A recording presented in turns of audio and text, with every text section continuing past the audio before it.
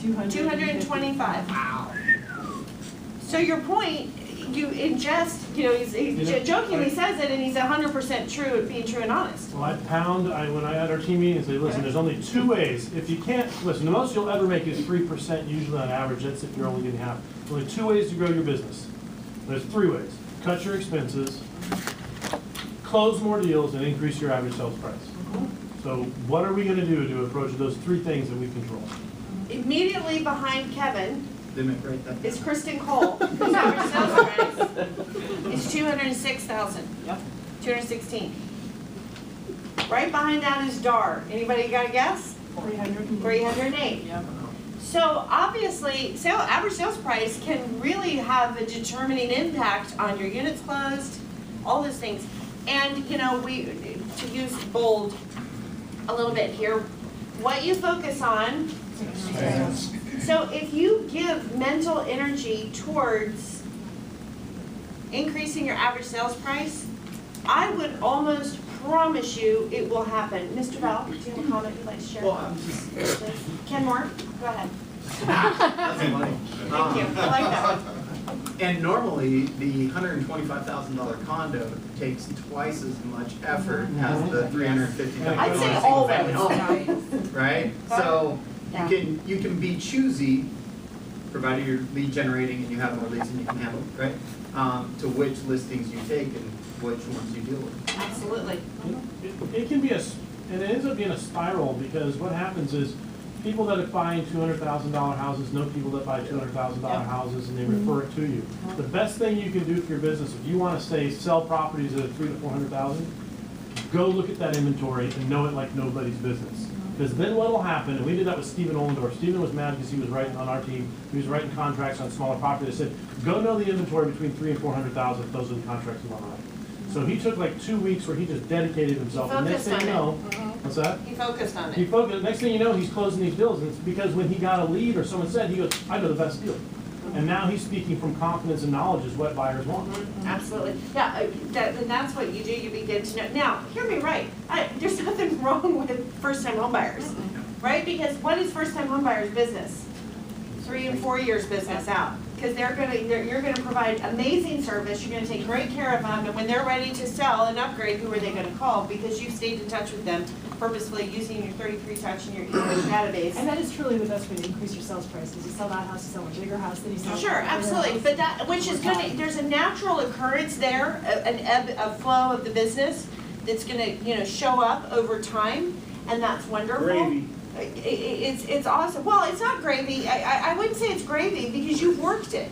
You have to keep in touch. You've worked it. If you've stayed in touch with people, they'll show up. I'm laughing because it's like 11:30 and Mark just said gravy, and I'm like, oh, gravy. Locked eyes, and I was like, gravy. Sorry, that's wrong.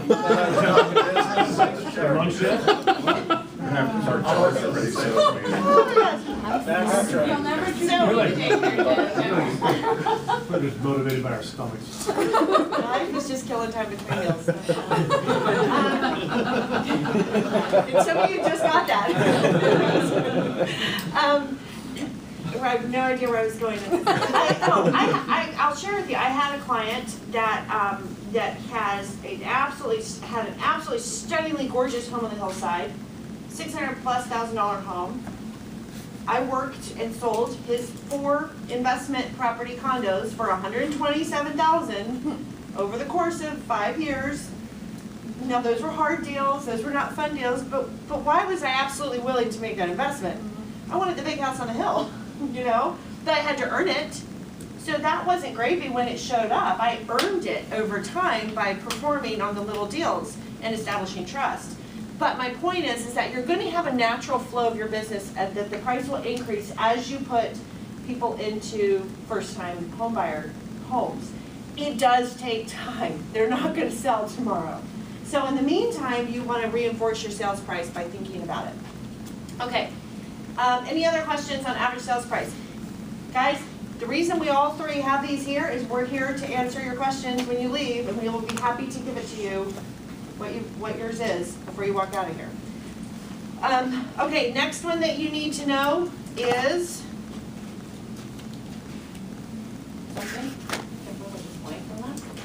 Units?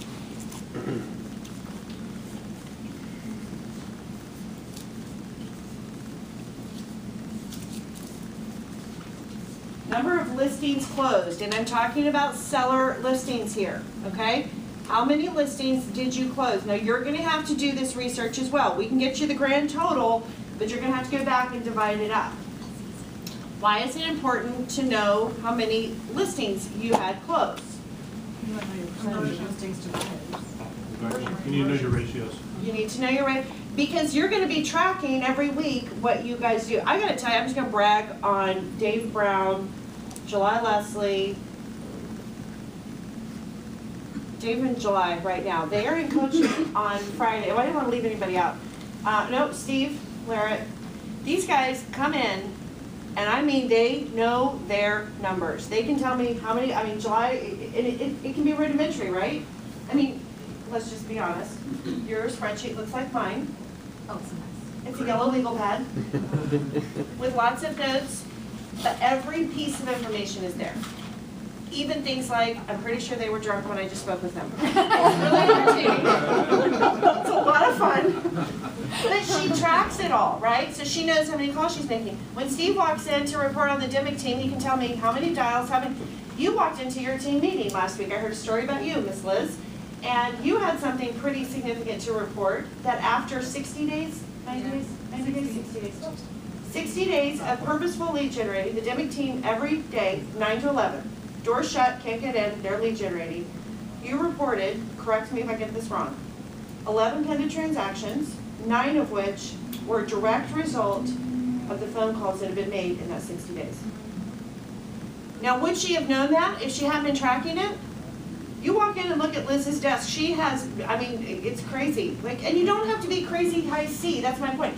Liz happens to be very, very detailed and methodical. July just found a way that works for her. Dave Brown has every contact sheet, he uses the bold one, he's got a whole notebook, and he walks into my coaching appointment every Friday and says, here, there it is, 100 contacts a week. 100, by the way. Like 100, yes. Another thing too with all of the ones that I attended here in the last 60 days compared to the ones that I attended the 60 days prior, I wasn't paying any referral fees out. And I had so many units from the summer where I've gotten referrals from gnome agents and I've gotten referrals from agents from the lower 48, and that, my commission went quite a bit up, my average commission. Because it was from the database. But you can't know any of this until you know how many listings you close, because you've got to be able to chart the steps, because it's like a domino. To steal a Gary Kellerism, it's a domino. This is the final one. How many listings close? But you have to know this number. Okay. The other thing you need to know, your number of listings. What do you think? Taken. Is every listing you take going to close, Joe Bell? Little salt in the wound. Not going to. Is every listing you take going to close? No. No, we can all sit here and give us a story of the listings that didn't close, right? The first 2 times. Yeah, exactly. There are listings that will not sell. That is the fact of life, and we need to be realistic, and we need to base our numbers on realistic numbers. So you need to look at how many listings did I take. That includes if they fired you, if they expired, if they changed their mind and didn't sell, if they canceled, if they had a change of family circumstance. There's a million reasons why things don't sell. We just need to know that number. I promise you guys, if you will spend the work getting these numbers together, when you get to class on Thursday, because every one of you is going to be there, when you get there, that process is we're going to fly through it. And your business plan is going to be accurate to you, because Katrina's business plan is not going to be the same as Patty's. It's just not. It's going to be different. We'll give you generic numbers. People are going to show up that don't have their numbers. We can give you national averages. I really prefer it to be based on your individual business. Okay, so the number of listings taken. What do you think is the third number you need in this little sequence here? Number of closed deals? Appointments. Oh. No, seller appointments. For that one. How many appointments do you have to go on to get the listing that doesn't sell? Sorry. How many listing appointments do you have to go on to take a listing? Because guess what? You're not gonna be 5 for 5. I mean, you may 1 week be 5 for 5. You may 1 month be 10 for 10. But there are going to be appointments you're gonna go on, you're not gonna list. I was just talking to an agent today, had a listing, guy ended up having to go through reload, had to relist it with somebody else. Is that the agent's fault?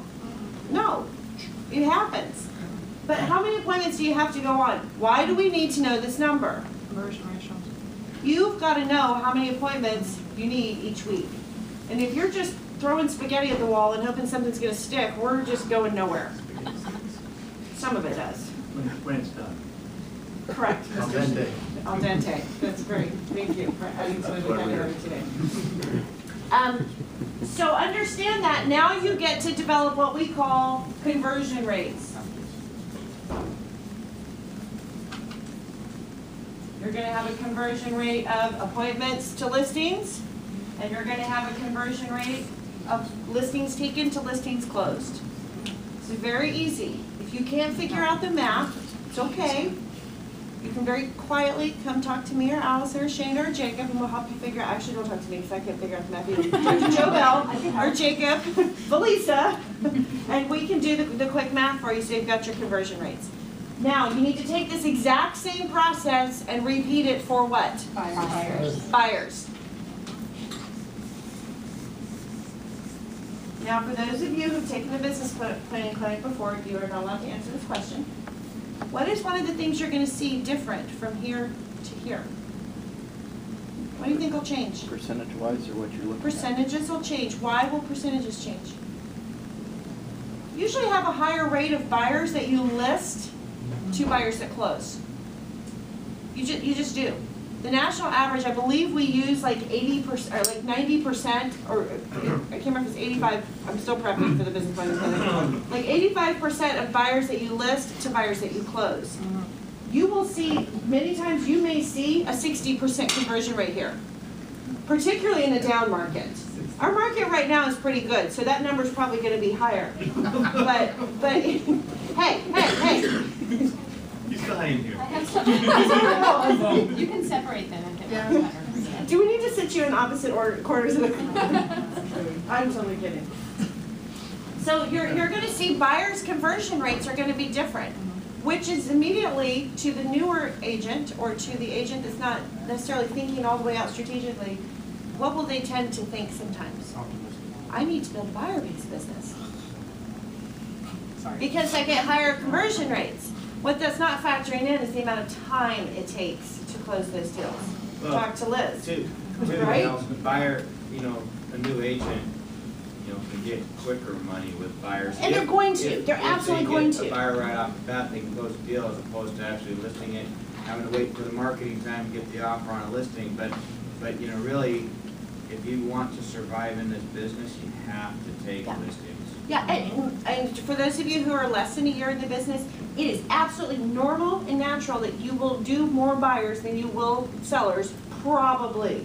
Now, if you can get started out of the gate heavy on sellers, man, you are light years ahead of the rest of us. I promise you, you are light years ahead of the rest of us. It is painful, it is not fun, it can be torture, and it is so worth it, yeah. On my team, a buyer's agent, if you're dealing with what we call A buyers and A sellers, a buyer's agent can typically work with 6 to 8 A buyers before they're completely exhausted and feel like they're running wire. Meanwhile, my lead listing coordinator can run 40 listings. Sure.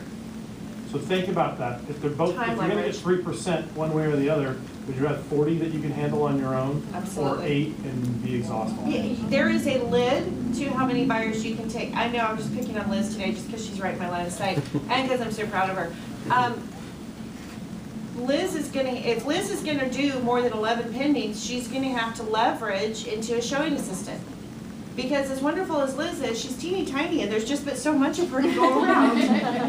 And she doesn't have a deal with God to get more hours in a day than I do. There's only so many buyers you can work with. Now, a good agent can work with 8 plus A buyers. It's really smart, has no commitments outside of work, No kids. has No no kids. husband, Yeah. no spouse, no children. No, all joking aside, there's just a natural lid. Sellers, you